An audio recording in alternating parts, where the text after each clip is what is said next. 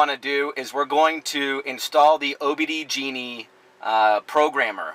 Now this will program the vehicle for backup camera. So you'll notice right now if we put it in reverse, nothing happens. So what we're going to do is we're going to plug it in the OBD2 port under the steering column until we get the green LED. So we'll do that now.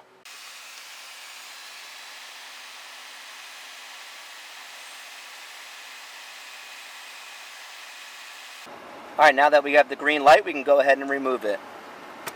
Alright guys, you'll also notice your radio will reset. So once you turn it back on, you're ready to go. So let's go ahead and put it in reverse. Now we have a backup camera. Just an awesome image and quality. It's very reasonably priced too. It just makes backing up, connecting to a boat, a trailer, whatever the case may be, so much easier. So come check us out, guys. Infotainment.com. Like I mentioned, we do factory radio upgrades, cameras, satellite radio, hands-free Bluetooth, you name it. So come check us out. Thanks for watching.